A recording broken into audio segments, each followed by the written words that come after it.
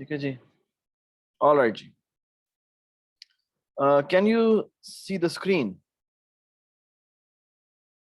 एक minute, let me share the screen. Can you see the screen? Yes. Okay, so basically आज हमने एक बड़ा मजेदार प्रॉब्लम सॉल्व करना है और उसके बाद वी विल मूव फॉरवर्ड। अच्छा, so you remember we started on this reachability problem, और reachability problem से हमने बेसिकली क्या किया था, हमने इस नोटेशन को इंट्रोड्यूस किया था कि जो ऑयलर ने इंट्रोड्यूस की थी। फिर हमने बेसिकली इसकी दो नोटेशन देखी थी, एडजेसेंसी मैट्रिक्स और एडजेसेंसी लिस्ट। ठीक है, दोनों के कुछ एडवांटेज हैं, डिसएडवांटेज हैं, ये आपको देख लेना चाहिए, आपको पता होना चाहिए। ठीक है, फिर हमने डीएफएस देखा था, और डीएफएस एल्गोरिदम जो है बेसिकली उसमें एक हेल्पिंग फंक्शन यूज होता है जिसे एक्सप्लोर कहते हैं। एक्सप्लोर एक्सप्लोर क्या करता है, बेसिकली जिस वर्टेक्स वी पे एक्सप्लोर कॉल हुआ है उससे कनेक्टेड तमाम रीजन जो है उसका विजिटेड ट्रू कर देता है। सो बेसिकली अगर मैं फॉर एग्जांपल इस वर्टेक्स के ऊपर एक्सप्लोर कॉल करूं तो ये तमाम का तमाम रीजन, ये इसका विजिटेड ट्रू हो जाएगा, क्योंकि ये बेसिकली इसी से कनेक्टेड है। ठीक है, इसका चंक का विजिटेड ट्रू नहीं होगा और इस चंक का विजिटेड ट्रू नहीं होगा। ठीक है, सो अगर आप देखें तो इस डीएफएस, और जो डीएफएस एल्गो है वो करता है सबके विजिटेड को फॉल्स कर देता है और हर वर्टेक्स पे जाता है, देखता है अगर वो विजिटेड नहीं है, सो अगर वो विजिटेड नहीं है तो उसके ऊपर क्या कर दो, एक्सप्लोर कॉल कर दो। ठीक है, डज इट मेक सेंस? सो मेरा सवाल ये है कि सो आप बता सकते हैं इस ग्राफ के ऊपर कितनी दफा एक्सप्लोर कॉल होगा?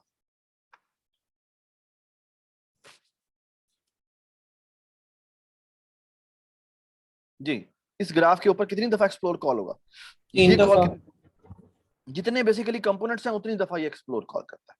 ठीक है ना, तो आप एक्चुअली कंपोनेंट नंबर भी निकाल सकते हैं और कंपोनेंट नंबर से एसोसिएटेड वो भी दिखा सकते हैं।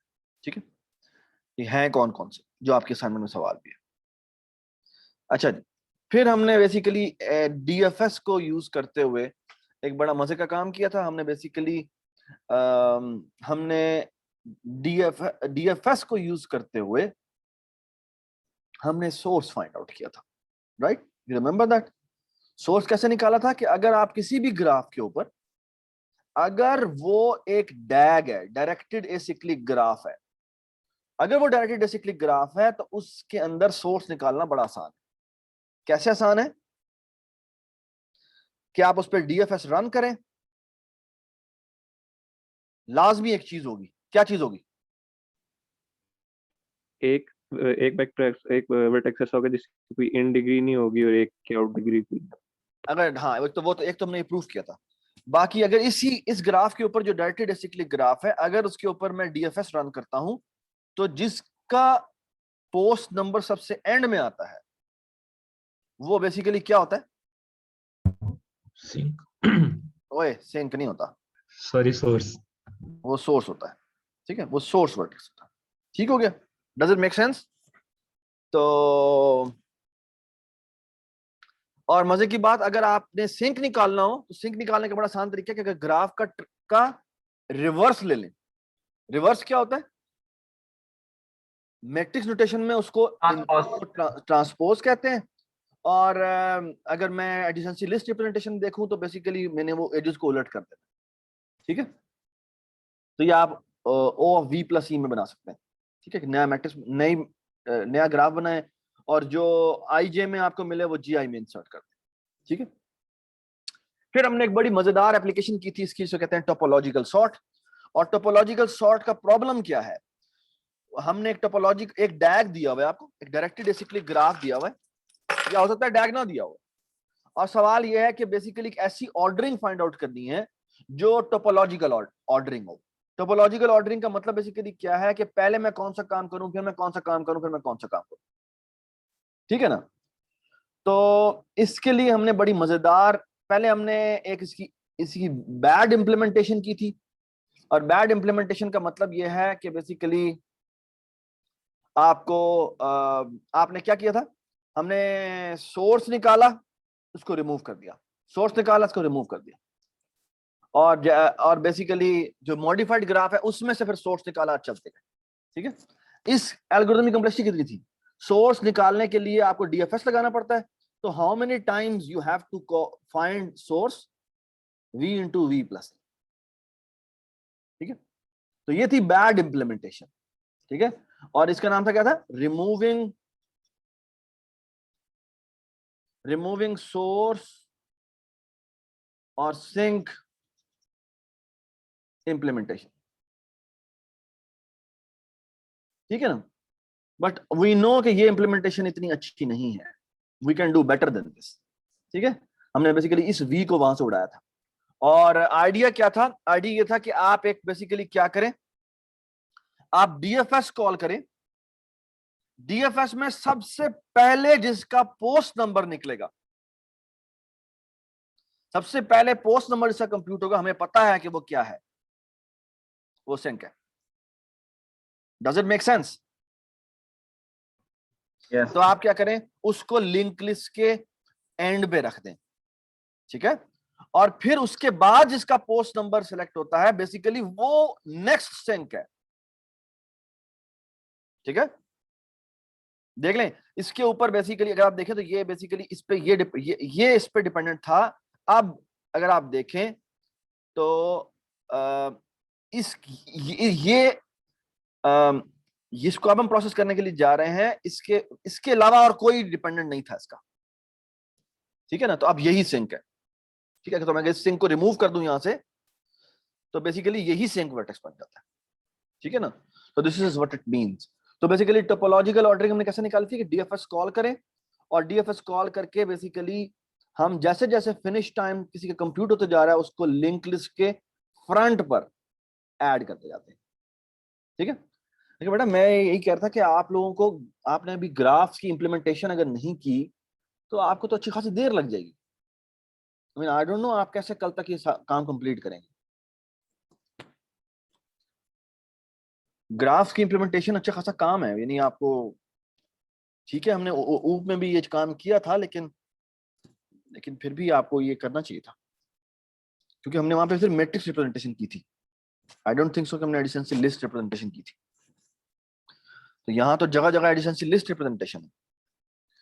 तो खैर, अच्छा जी, उसके बाद मैंने एक मजेदार चीज की थी, वो ये थी कि हमने बेसिकली स्ट्रांगली कनेक्टेड कंपोनेंट निकाले। ठीक है, स्ट्रांगली कनेक्टेड कंपोनेंट क्या होते हैं? बेसिकली डेफिनेशन इट इज कि आप ए से बी पे जा सकते हैं, और बी से, अगर आप ए से किसी पाथ के थ्रू बी पे पहुंच जाएं, और बी से फिर आप वापस अगर ए पे आ सकें, तो हम कह सकते हैं कि ये दोनों के दोनों एक ही कंपोनेंट में शामिल है। ठीक हो गया, ये दोनों के दोनों एक ही कंपोनेंट का हिस्सा है। ठीक है, तो फॉर एग्जांपल अगर इस ग्राफ को लें, तो इसमें कितने कंपोनेंट्स हैं?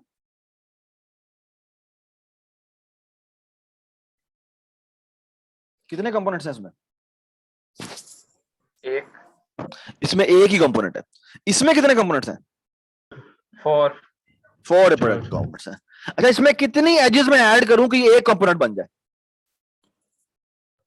एक, कौन सी? पता नहीं, बताओ कौन सी, तुमने बोला है भाई, बताओ 3 कैसे? to 0, 3 to 0. 3 to 0। अगर मैं 3 to 0 एक एज लगा दूं, तो बेसिकली ये क्या बन जाएगा? ये एक साइकिल बन जाएगा। ठीक है, तो एक कंपोनेंट बन जाएगा। ठीक है, does it make sense? Does it make sense? ठीक है, yes, सो अच्छा, अब एक मजे की बात, मुझे ना एक जनरल प्रॉब्लम मैंने सॉल्व करना है कि मैंने एक ग्राफ में से स्ट्रांगली कनेक्टेड कंपोनेंट हासिल करने, ढूंढने। ठीक है, मुझे एक ग्राफ में से स्ट्रांगली कनेक्टेड कंपोनेंट्स ढूंढने हैं। ठीक है, ये बात समझ में आ गई? ठीक है, अच्छा, अब अगर ये ग्राफ आपके सामने नजर आ रहा है, इस ग्राफ को अगर आप गौर से देखें, इसमें कितने कनेक्टेड कंपोनेंट्स हैं?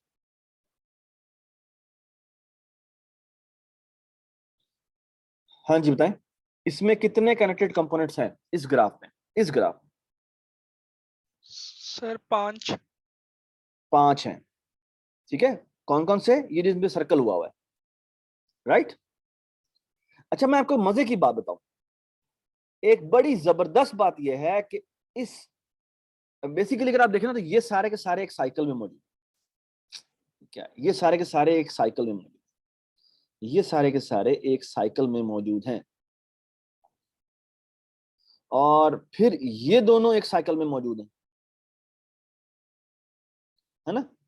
फिर ये दोनों एक साइकिल में मौजूद,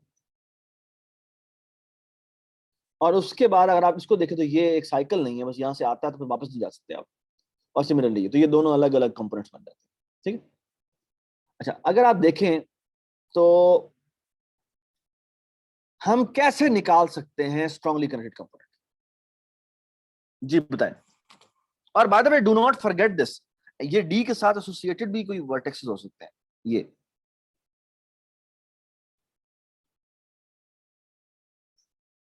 ठीक है? और ए भी लाजमी नहीं कि अकेला ही हो, उसके साथ भी एसोसिएटेड वर्टेक्स हो सकते हैं,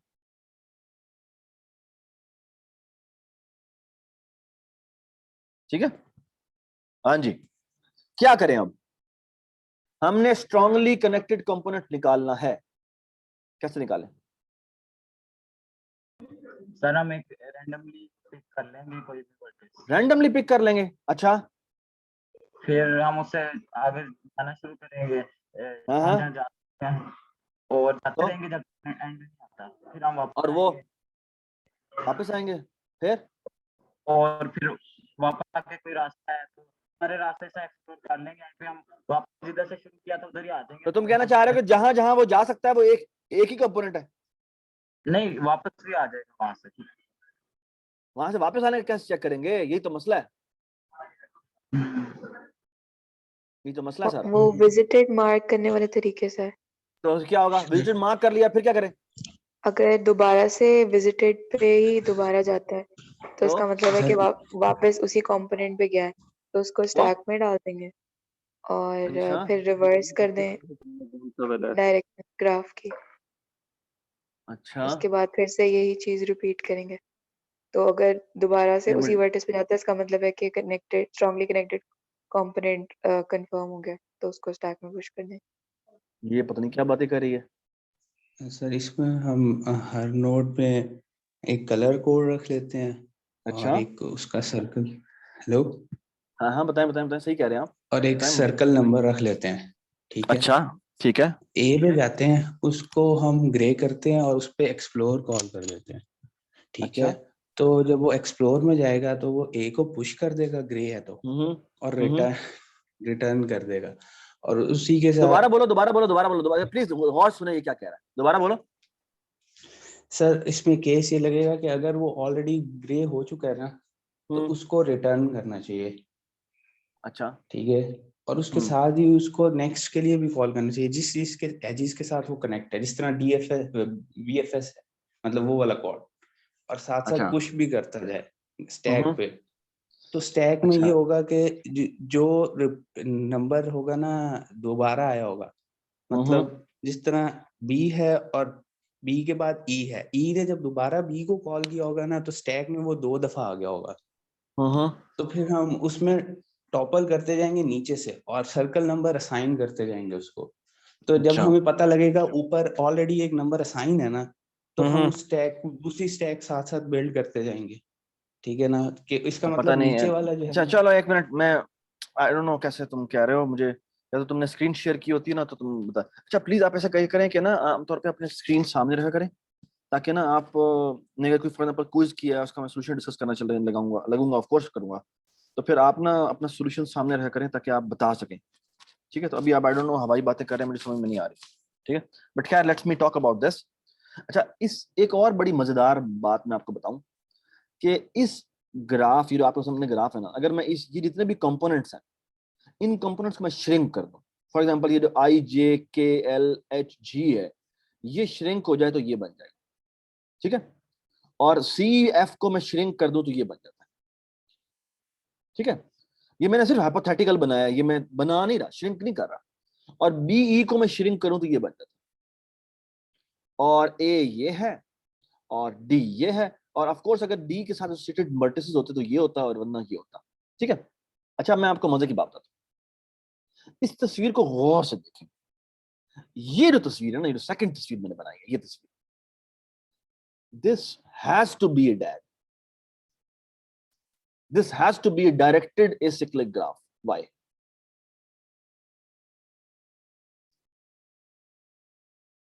ये एक डायरेक्टेड एसिक्लिक ग्राफ होगा। क्यों होगा?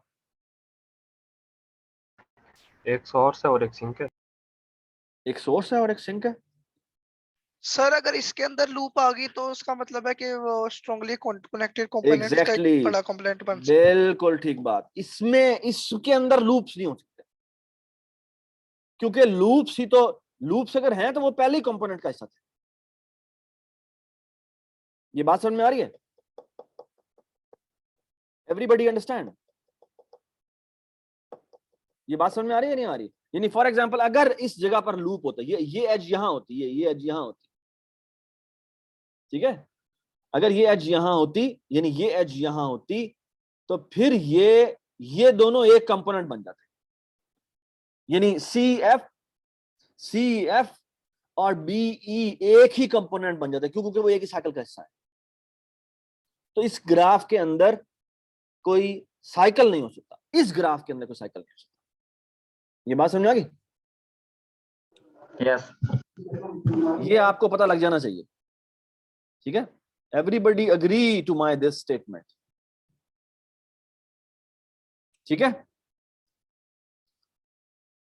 ऑल राइट जी, आगे चलते हैं। अब क्या करें? अच्छा अब मैं आपको मजे की बात बताऊं। बेसिकली आपने निकालना क्या है? अब आपने बेसिकली टोपोलॉजिकल ऑर्डर नहीं निकालना इस ग्राफ का,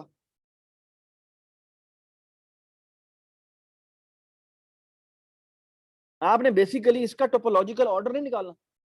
बेसिकली आप चाहते क्या है? आप चाहते हैं कि बेसिकली ये मैं टोपोलॉजिकल ऑर्डर छोड़ो, बेसिकली मुझे इधर ए है ना, लाजमी नहीं ए हो, ये मैं लेट्स से इसको 1 2 भी कर देता हूं साथ ही, तो ये A1 2 है, और ये लेट्स से मैं इसको मैं 3 4 कर देता हूं, 3 और 4 कर देता हूं, तो ये D के साथ 3 4 भी है। तो बेसिकली मुझे करना क्या है? मुझे असल में इशू ये है कि मुझे इस जो सिंक है ना, सिंक का कोई वर्टेक्स ढूंढना है। अच्छा उसके बाद क्या करना है? मुझे सिंक कनेक्टेड कंपोनेंट, ये बेसिकली इस ग्राफ का, इसे कहते हैं सिंक कनेक्टेड कंपोनेंट, इसे कहते हैं source connected component, strongly connected component. This is also a source connect strongly connected component। तो बेसिकली मुझे एक बड़ा जबरदस्त काम करना है। वो क्या काम करना है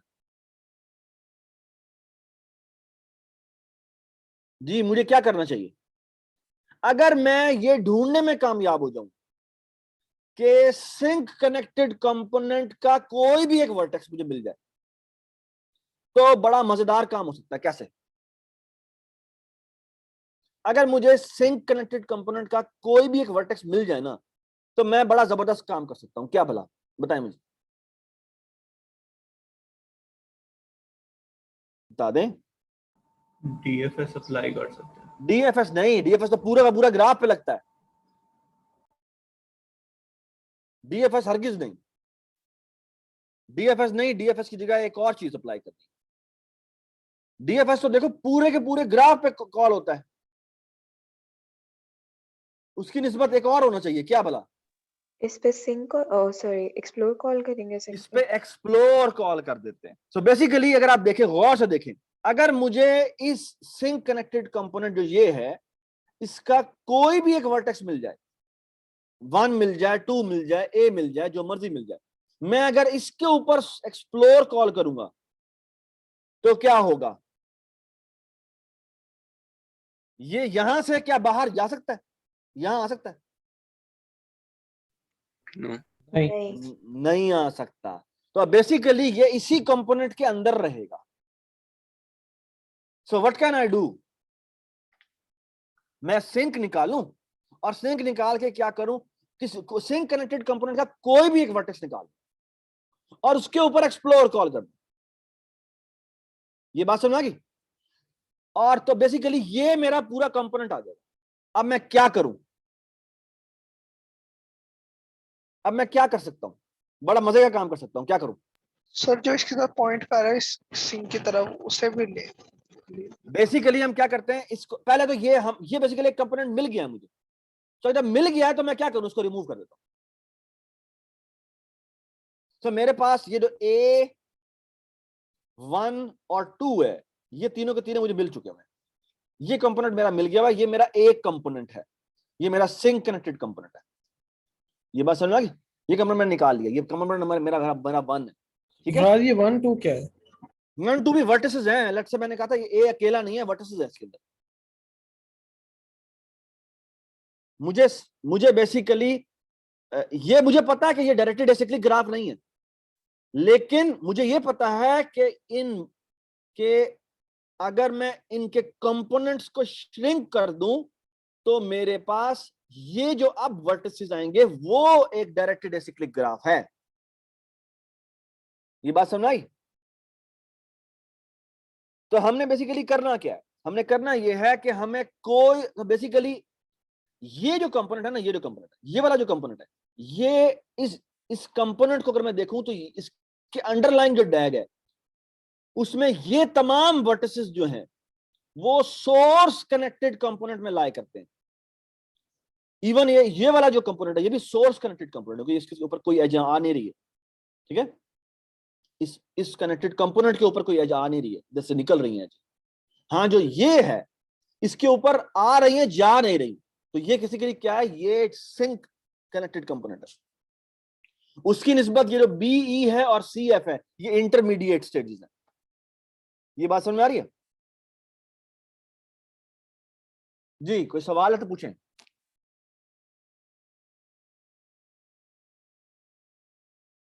सर मुझे ये नहीं समझ आई कि ये सोर्स कनेक्टेड कंपोनेंट और सिंक कनेक्टेड कंपोनेंट में क्या फर्क है? बेटा, सोर्स कनेक्टेड कंपोनेंट ये है कि अगर मैं इस पूरे कंपोनेंट को श्रिंक कर दूं, जो कि मैंने श्रिंक कर दिया, तो इसके ऊपर कोई एज आ नहीं रही, खुद एक सोर्स बन रहा है।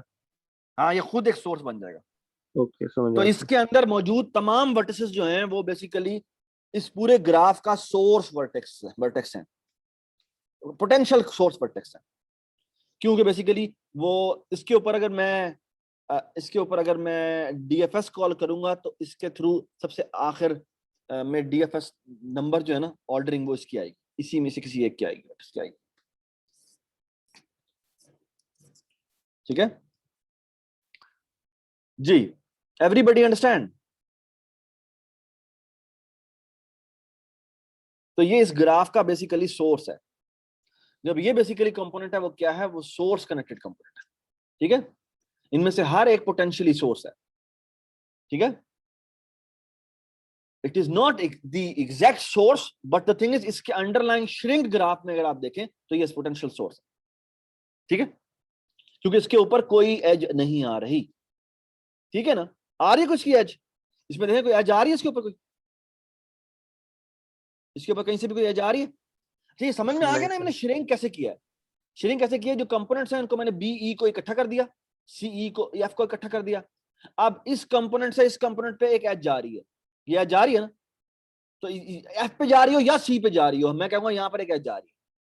सिमिलरली BE को अगर आप देखें तो इस पे एज यहाँ से आ रही है, तो मैं इस पे भी एक एज भेज दूंगा, ठीक है। इस तरह CF से इधर 2 एजेस आ रही हैं, लेकिन मैं यहाँ पर एक एज बना दूंगा, इस कंपोनेंट से कंपोनेंट पे एक एज जा रही है, ठीक है। 2 लिखने की जरूरत नहीं है, इसको एक ही कर देते हैं। और सिमिलरली इस कंपोनेंट से इस कंपोनेंट की तरफ एक एज जा रही है, तो मैंने यहां पर ये एज डाल, ठीक है। ये अभी मेरा एल्गोरिथम नहीं चला, अभी मैं सिर्फ उसकी आइडिया बता रहा हूं, आइडिया क्या है। और आइडिया ये है कि एक्चुअली अगर आप सिंक कनेक्टेड कंपोनेंट में से कोई भी एक वर्टेक्स ढूंढ लें, कोई भी एक वर्टेक्स ढूंढ लें, और फिर क्या करें जी, उसके बाद क्या करें जी, उसके बाद क्या करें जी, उसमें से आपका A मिल सकता है, 1 मिल सकता है या 2 मिल सकता है। तो अब अगर मैं एक काम करूं कि इस ग्राफ के ऊपर 1 के ऊपर एक्सप्लोर कॉल करूं, सो मैं कॉल कर रहा हूं क्या, एक्सप्लोर किसके ऊपर, लेट्स से 1 के ऊपर, या A भी हो सकता है या 2 भी हो सकता है। तो बेसिकली कौन सा कंपोनेंट जो है वो, कौन कौन से वर्टिसेस जो है वो विजिटेड हो जाएंगे, ये वाले जो सिंक कनेक्टेड कंपोनेंट में लाई करते हैं वो बेसिकली क्या हो जाएंगे, वो एक्सप्लोर हो जाएंगे। तो बेसिकली आपने एक कंपोनेंट निकाल लिया, आपने बेसिकली कौन सा कंपोनेंट निकाला है, आपने सिंक कनेक्टेड कंपोनेंट निकाल लिया। जी कुछ समझ में आ रहा है? जी सर। ठीक है। और अगर आप ये काम करें कि इसको रिमूव कर दें, ठीक है, इसको मैं लेट्स से इस ग्राफ में से रिमूव कर देता हूं, तो इमेजिन करें कि ये ग्राफ में से रिमूव भी हो गया साथ ही। जब रिमूव हो गया तो बेसिकली अब आप दोबारा से ये काम रिपीट करें। जब रिपीट करेंगे तो क्या होगा, इमेजिन करें ये वर्टेक्स निकल गया हो। अब अगर आप ढूंढेंगे दोबारा से तो सिंक कब कौन सा निकलेगा, कौन सा ऐसा बटन है जिसको, हाँ जी, बी या ई निकलेगा, ठीक है ना। तो अब अगर आप बी के ऊपर एक्सप्लोर कॉल कर दें तो कौन सा कंपोनेंट विजिट हो जाएगा, बीई। बीई विजिट हो जाएगा। तो ये कंपोनेंट आपका सेकंड कंपोनेंट आपका निकल आया। Does it make sense? Does it make sense? और फिर आप इसको रिमूव कर दें। जब आप रिमूव करेंगे तो बेसिकली ये वर्टेक्स निकल जाएगा, तो ये सेकंड कंपोनेंट आपका आ गया हुआ है, ठीक है। और आप बेसिकली ये एक एज जा रही है और बेसिकली आपका ग्राफ सिर्फ ये रह गया। तो ये एज भी नहीं है, ये एज भी नहीं है, ये एज भी नहीं है, ठीक है। तो आपके बेसिकली ये तीन वर्टेक्स रह गए। और ऑफ कोर्स अब या चाहे आप डी को कर लें चाहे आप सी एफ में से किसी को कर लें, तो ये सिंक हो जाए। ये दोनों सिंक है ना, और ये डी तो सोर्स भी है। तो बेसिकली आप डी पे कॉल करेंगे तो आपका ये D3 4 आ जाएगा, ठीक है। और अगर आप सी पे कॉल करेंगे तो ये आ जाएगा, ठीक है। अच्छा, इस एल्गोरिथम की कॉम्प्लेक्सिटी कितनी है? अगर मैं सारे कंपोनेंट्स तरह निकाल दूं, इसमें काफी सारे काम हो रहे हैं। क्या क्या काम हो रहे हैं?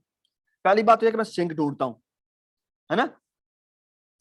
ये जो एल्गोरिथम का आइडिया है जो हमने अभी भी किया है, तो ये क्या करता है, so find A vertex, let me call this S, in the sync connected component। कौन सा component? Sync strongly connected component। हाँ जी जी। और उसके ऊपर क्या कॉल करो, एक्सप्लोर कॉल करो। किसके ऊपर? S के ऊपर। और एक्सप्लोर जिस सेट को निकाल के ला के देगा, call this component of S। ठीक है, ये एक कंपोनेंट बन जाएगा, ठीक है। इसको हम एक ही कंपोनेंट का हिस्सा बता दें। Does it make sense? और फिर क्या करो, ये काम रिपीट करो। बल्कि नहीं, उससे पहले एक और काम भी करना है, रिमूव क्या करें, ये जो कंपोनेंट उसने ढूंढ के लेके आया है वो सारा का सारा रिमूव कर देकर वापस। और फिर क्या करें, यही काम रिपीट करें। कब तक रिपीट करें? while G is not empty, ठीक है ना। जब G empty हो जाए तो बेसिकली इसका मतलब क्या है कि आपका ग्राफ empty हो गया, यानी सारे कंपोनेंट्स निकल आए। ये बात समझ आ गई जी? इस एल्गोरिथम की कंप्लेक्सिटी कितनी है ये बताएं? काफी बड़ी कंप्लेक्सिटी है इसकी। क्यों? इसकी कंप्लेक्सिटी काफी ज्यादा है। क्यों? पहली बात तो ये सिंक कैसे निकालेंगे, मुझे ये बताएं। ये सिंक कैसे निकालेंगे? ये सिंक कैसे निकालेंगे? हाँ जी बताएं, सिंक कैसे निकालते हैं?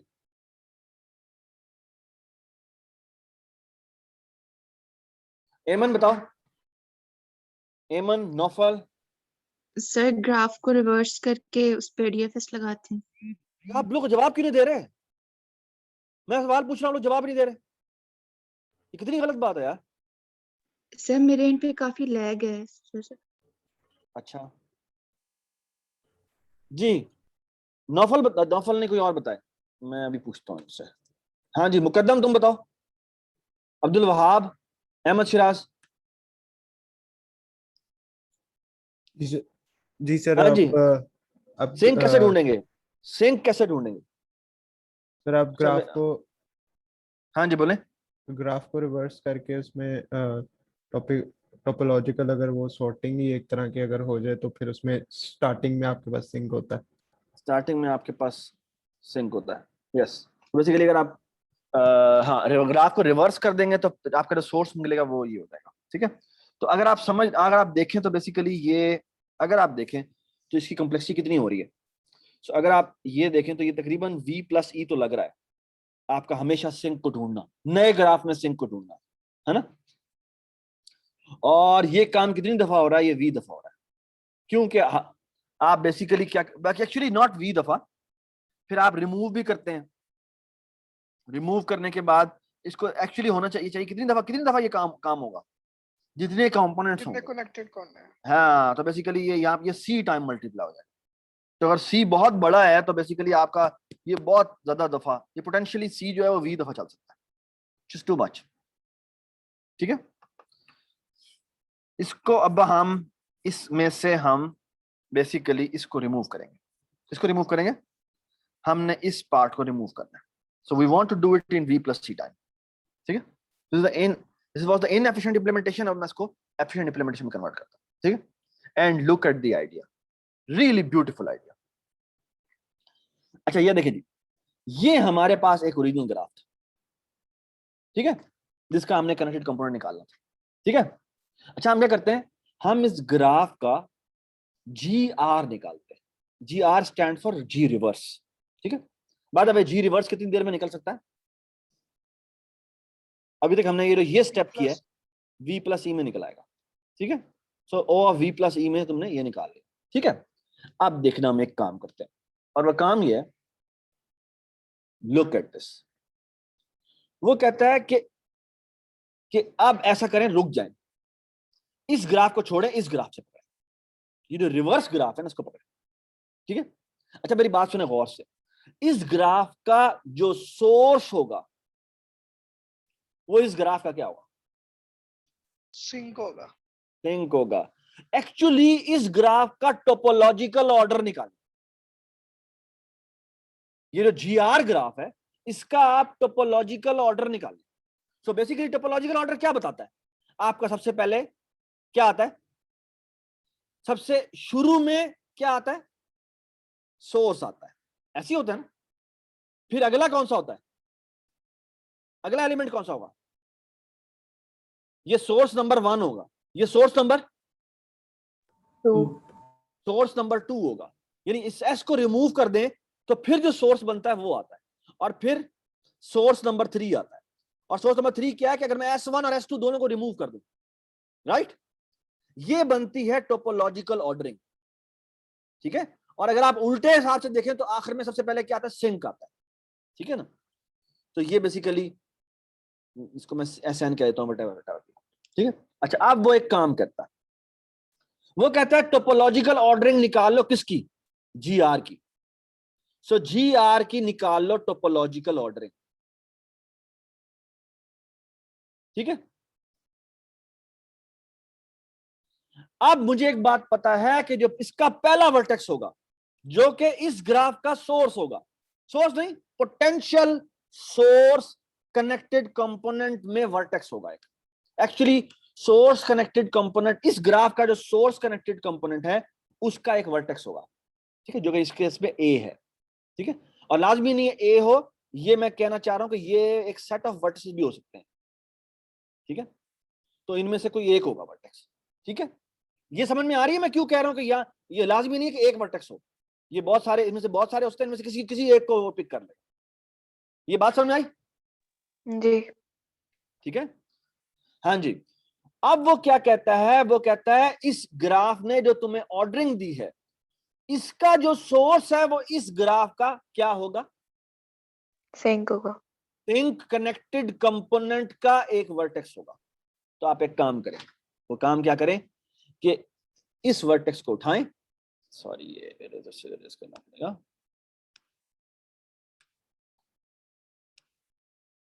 जी, आप एक काम करें, आप इस S1 को उठाएं जो यहां पर A है, ठीक है, और उसके ऊपर एक्सप्लोर कॉल कर। एक्सप्लोर करने से बेसिकली क्या होगा? ये वाला कंपोनेंट पूरा का पूरा निकल आएगा। ठीक है, और फिर आप जब नेक्स्ट वर्टेक्स देखेंगे तो वो या B होगा या E होगा। ठीक है, तो लेट्स से हम कहते हैं E है, तो अब वो कहता है हाँ भाई E के ऊपर क्या कर दो? एक्सप्लोर कॉल कर दो। तो ये बेसिकली वो इसके ऊपर एक्सप्लोर कॉल कर, तो ये कंपोनेंट निकल आएगा।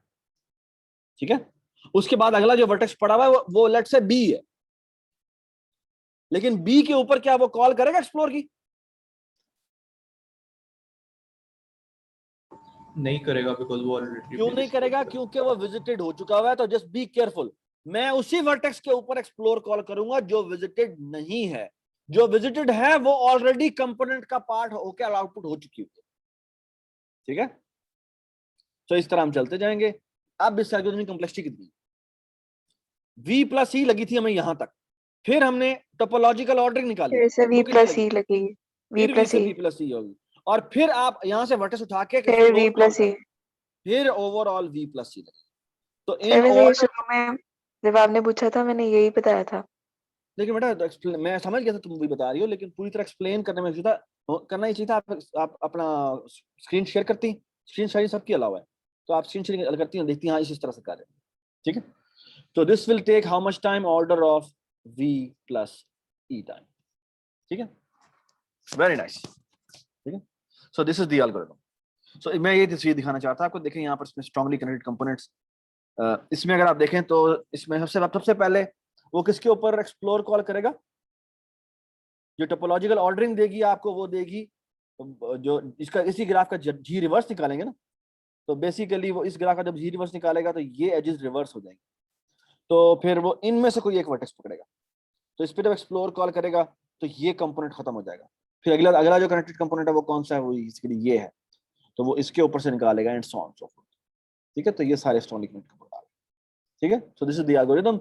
It's a very famous Kosaraju's algorithm. ये कोई इंडियन है, इंडियन, हाँ इंडियन ने बेसिकली दिया था। ठीक है, और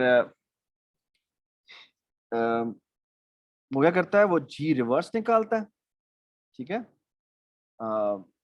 run DFS loop on G reverse, और आप ऐसा करें फिनिश टाइम हर एक के कंप्यूट कर लें, और अब रन करें डीएफएस लूप ऑन जी। किस ऑर्डर में? जिस ऑर्डर में आपको डिक्रीजिंग फिनिश टाइम मिला है, यानी कि बेसिकली किसके ऊपर? बेसिकली ये जो हमने जी रिवर्स की टोपोलॉजिकल ऑर्डरिंग दी है उसके ऊपर। ठीक है, सो बेसिकली क्या हो जाएगा कि हमारे कंपोनेंट्स निकलते हैं। ठीक है जी, उसके अलावा हमने क्या किया था क्लास में? सो इसमें किसी को कोई क्वेश्चन है तो पूछ ले। So basically 3 time almost DFS चलता है, नहीं 2 दफा डीएफएस चलता है। एक्चुअली अगर आप गौर से देखें तो एक दफा जी रिवर्स निकालने में उसको v प्लस ई लगता है। ठीक है, और उसके बाद बेसिकली अगर आप देखें एक दफा वो डीएफएस कॉल करता है, और फिर basically not DFS but a certain kind of exploration. ठीक है, सी टाइम वो एक्सप्लोर कॉल करता है। ठीक है, which becomes again v plus. ठीक है ना, तो ये काम चल रहा होता है जी। इसमें कोई कंफ्यूजन है तो पूछ सकते हैं आप। इसमें कोई कंफ्यूजन है तो आप पूछ सकते हैं जी।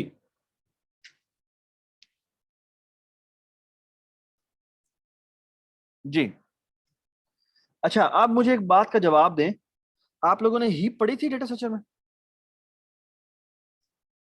हीप डेटा स्ट्रक्चर पढ़ा था? हाँ हाँ, आप लोगों ने हीप डेटा स्ट्रक्चर पढ़ा था? हाँ नहीं, यस सर। नहीं इसको बस जनरली मेरे ख्याल से सिर्फ गो थ्रू किया था, कोई अच्छा इम्प्लीमेंटेशन तो नहीं इस पे की। जी सर। अच्छा, आप लोगों ने इम्प्लीमेंटेशन नहीं की इसकी। अच्छा चले, मैं एक मिनट एक चीज, ओके आपको स्क्रीन नजर आ रही है? नहीं। स्क्रीन नजर नहीं आ रही? अच्छा एक minute, let me see. Okay, so PowerPoint file recent open hub heap. Okay.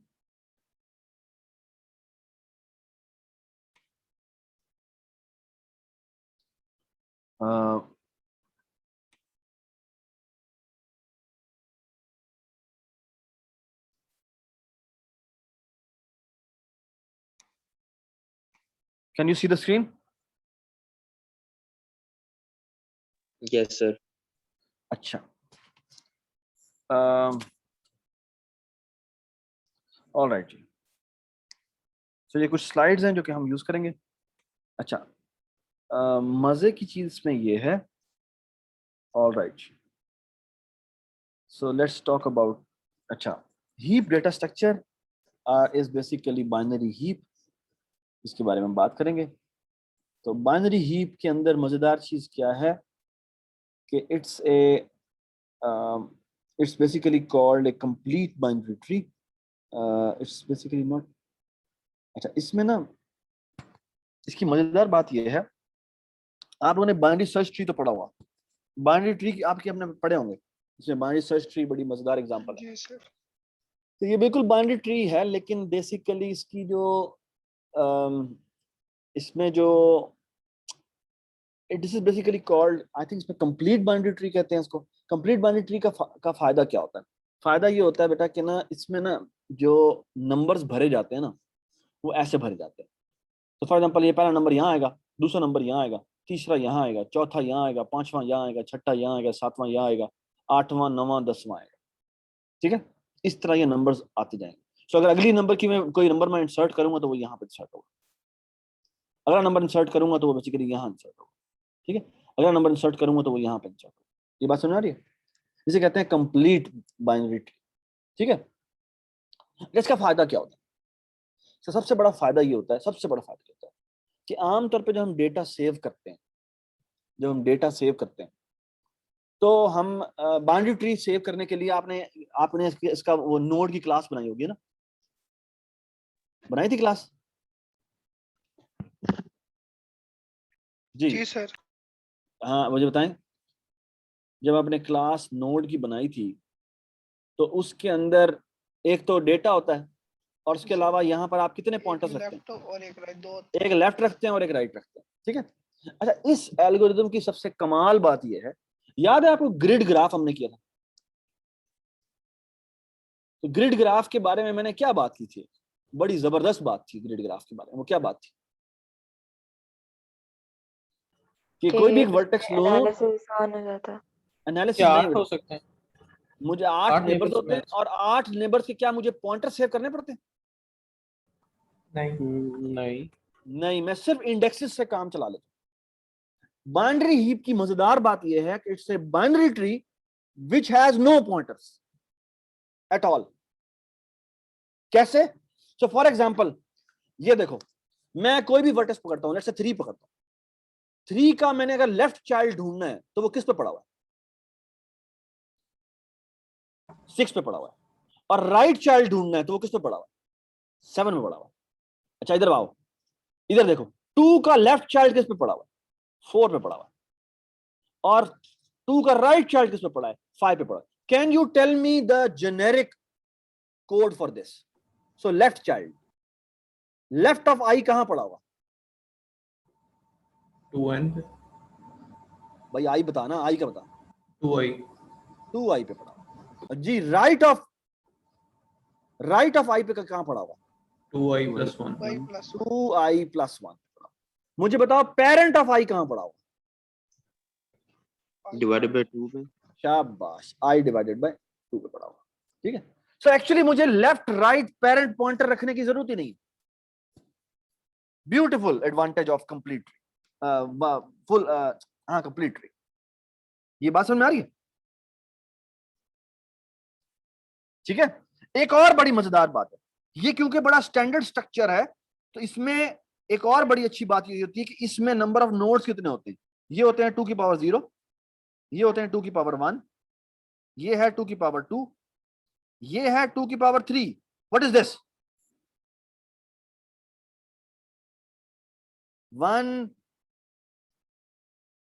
यार ये क्या मजाक है? 1 + 2 + 4 + 8 + कटा प्लस चलते जा रहे हैं। हाँ जी, मुझे बताएं ना, अगर मैं कहता हूं 2 टू द पावर k तक जा रहा हूं, सो ये टोटल नंबर ऑफ नोड्स कितने होंगे? less than or equal to how much? plus 1. 2 into 2 to the power k minus 1, ठीक है ना, which is around 2 to the power k. और अगर आखिरी टर्म n है, n by 2 है, तो ये O of n हो जाएगा, ठीक है। और इसके नंबर ऑफ लेवल्स कितने होंगे? log अगर n n नोड है, अगर अगर k कह रहा तो 2 होगा, वरना हो जाएंगे, अगर n है तो log n level, log base 2 n level, ठीक है। Does it make sense? ठीक है। अच्छा, ये था कंप्लीट बाइनरी स्ट्रक्चर, ठीक है। बाइनरी हीप क्या होती है, उसकी एक बहुत और प्रॉपर्टी और ये होती है, और वो ये होती है कि जो पेरेंट है, सो मैक्सिमम बाइनरी हीप क्या होगी कि जो पेरेंट की वैल्यू है वो अपने दोनों बच्चों से बड़ी होगी, और रिकर्सिवली हर नोड पे ये बात ट्रू होगी। सो मेरा सवाल है आपसे, ये इसकी डेफिनेशन है कि द पेरेंट विल ऑलवेज, किसी जगह पे वैल्यू नहीं है तो वो खाली कैसे रखेंगे? हाँ वो खाली होगी, वहां पे एम्प्टी पड़ा हुआ है, कुछ नहीं पड़ा हुआ, ठीक है, माइनस इन्फिनिटी पड़ा हुआ है अगर वो अगर मैक्सिमम ही है, ठीक है। अच्छा जी, मुझे बता, तो parent will also, this is the definition, the parent of I will always be greater than itself, ठीक है। जो आई की वैल्यू है, सो ith अरे की ith वैल्यू हमेशा उससे बड़ी है।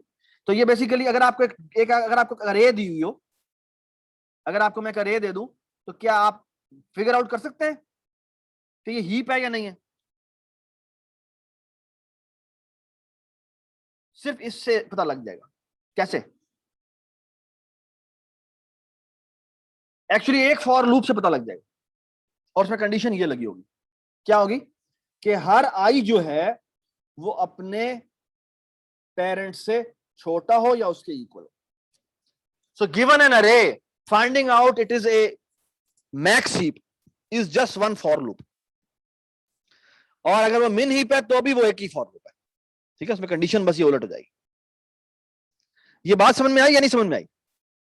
सो अगर मैंने फिगर आउट करना है कि एक चीज हीप है या नहीं है, मिन हीप है या नहीं है, तो all I have to do is the following. So I is equal to 1 से शुरू नहीं करेंगे हम, मैं आई को 1 से शुरू करूंगा, and I should be less than n and I plus plus, ठीक है। मेरा आई 0 नहीं है क्योंकि बेसिकली 0 इज द, वो तो पेरेंट है ना, अपने आप से क्या चेक करेगा, तो मैं करूंगा a of parent of i is less than और equal to a of i, ठीक है। सो इफ ये चलता जा रहा है तो मैं कंटिन्यू करूंगा, और अदरवाइज मैं फॉल्स कर दूंगा। तो अगर ये कंडीशन फॉल्स हो जाती है तो I will return false, otherwise I will return true, ठीक है। तो this is the definition of a binary heap, ठीक है। Everybody understand? तो मेरा सवाल ये है कि ये बाइनरी हीप है, तो इमेजिन कि ये यहाँ पे डंडे लगे हुए, यहाँ पे ये ये बाइनरी हीप है? नो। क्यों? वजह बताएं। 12 के लेफ्ट ये साइड मिन पे हीप है, 17 तो ये मिन हीप होनी चाहिए, मिन हीप है या नहीं? और 17 के राइट साइड पे 52 है। तो क्या हो गया भाई, ये मिन हीप है या नहीं है, मुझे बता। ये मिन हीप है या नहीं है, मुझे बता। नहीं है, ये नहीं है। क्यों नहीं है? क्यों नहीं है? मिन हीप क्या होती है? सबसे मिनिमम टॉप पे होना चाहिए।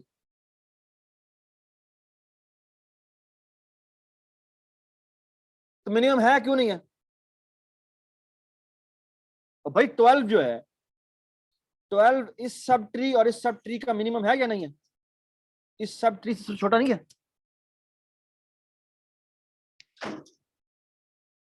हाँ, ये छोटा नहीं है सबसे? जी सर है। फिर हाँ जी, ये मेन हीप है या नहीं है, मुझे ये बताओ। और सिमिलरली 17 जो है वो इस सब ट्री में सबसे छोटा है, ठीक है। Yes. 19 इस सब ट्री में सबसे छोटा है, एंड सो ऑन। तो ये मेन हीप है, तो this is a min heap. हाँ जी, ये मिन हीप है, ये मिन या मैक्स हीप है। Is this a max heap? एक मिनट गौर से देख लें, is this a max heap?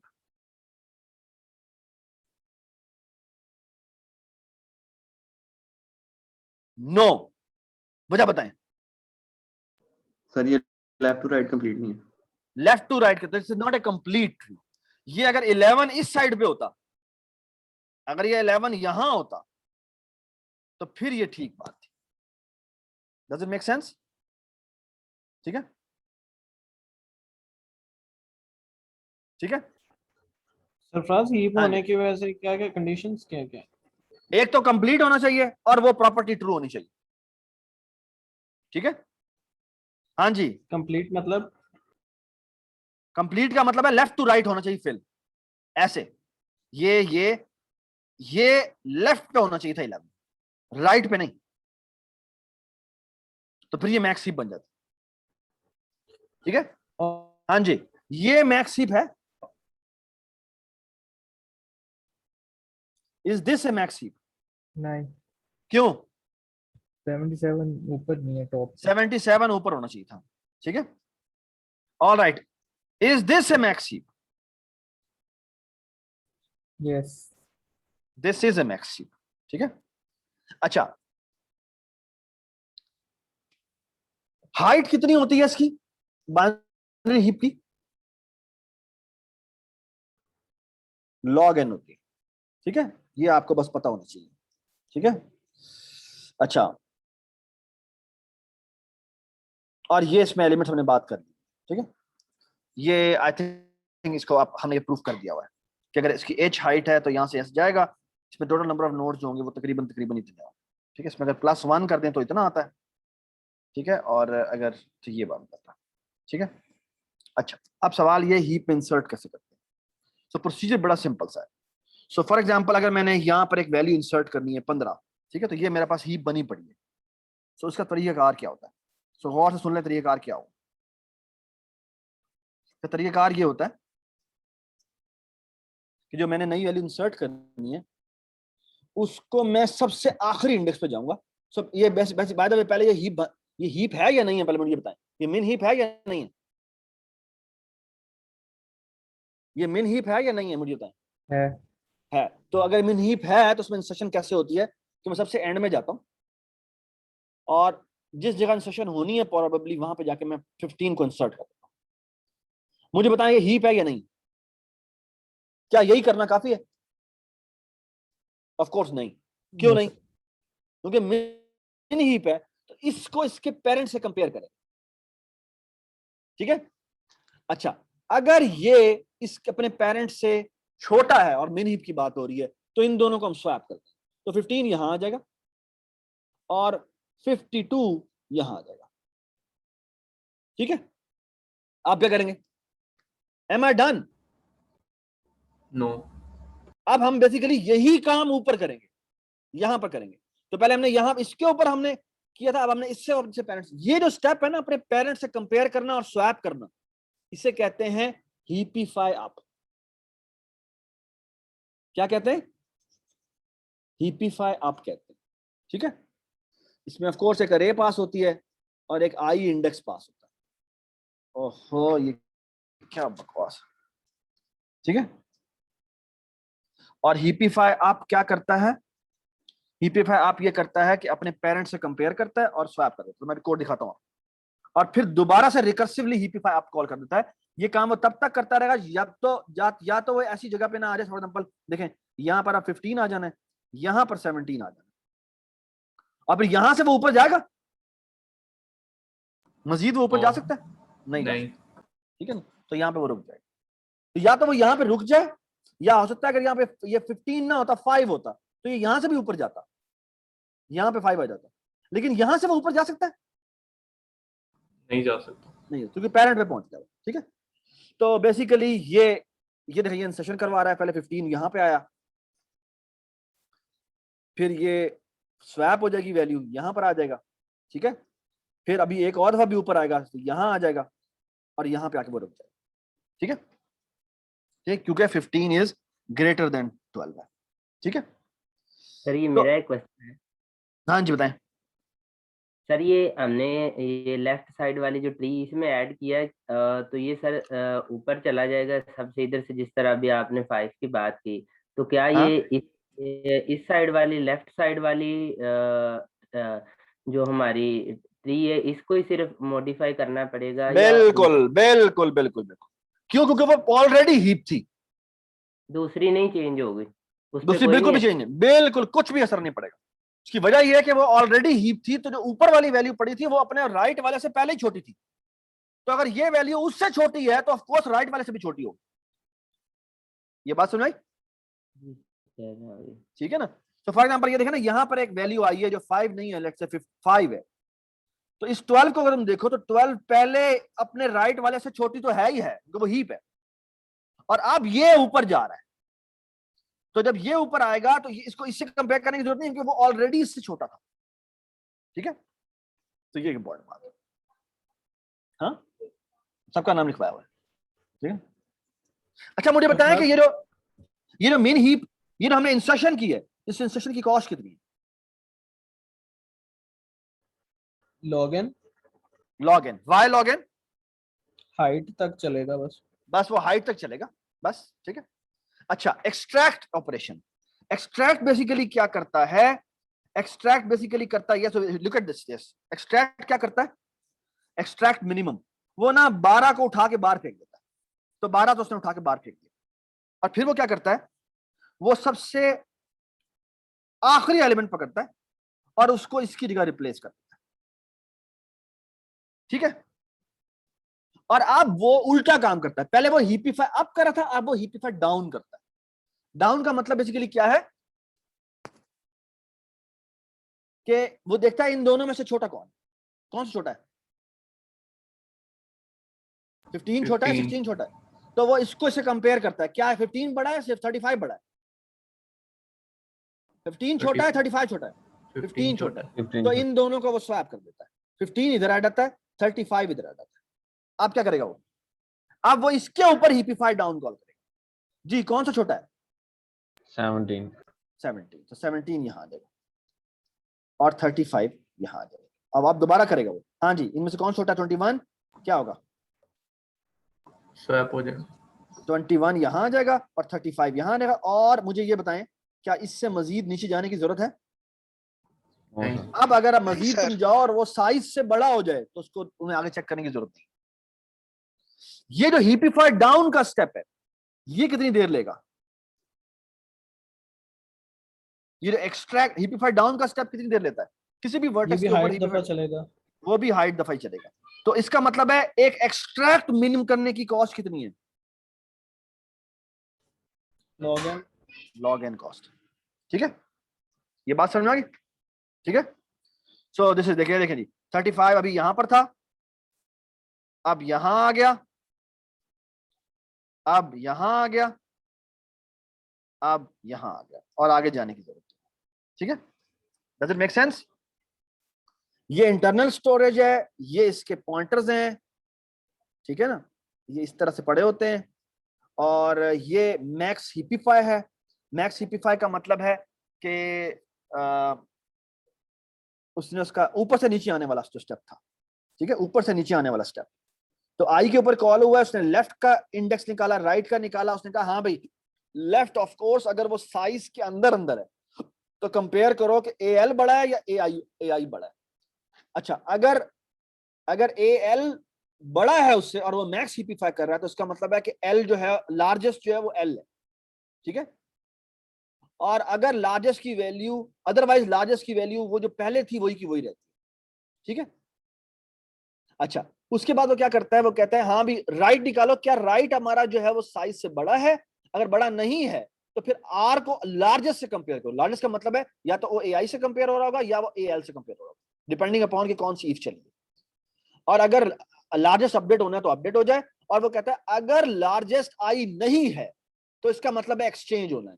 तो वो इन दोनों को एक्सचेंज करता है और हीपिफाई दोबारा से कॉल कर देता है किसके ऊपर? लार्जेस्ट के ऊपर। ठीक है? तो इस एल्गोरिथम की कॉम्प्लेक्सिटी कितनी है? log n। ठीक है? ठीक है जी। फर्स्ट लॉस्ट है, टाइम खत्म हो गया। जाने जी, थैंक यू सो मच। हम स्लाइड नंबर ये पहुंचे हैं, हम स्लाइड नंबर पहुंच गए हैं। ठीक है जी, थैंक यू सो मच। मैं नोट कर लेता हूँ कि हम कहाँ से स्लाइड नंबर 29 पे पहुंच गए। बस थोड़ी सी स्लाइड रहती है, बस मैं ये अगली क्लास में खत्म करके फिर आगे चला जाऊंगा। ठीक है, क्योंकि हमें ये हीप का डेटा स्ट्रक्चर सर चाहिए ये था। स्लाइड्स आप अपलोड कर देंगे? मैं स्लाइड अपलोड कर दूंगा। ठीक, थैंक यू, ठीक है। Thank you.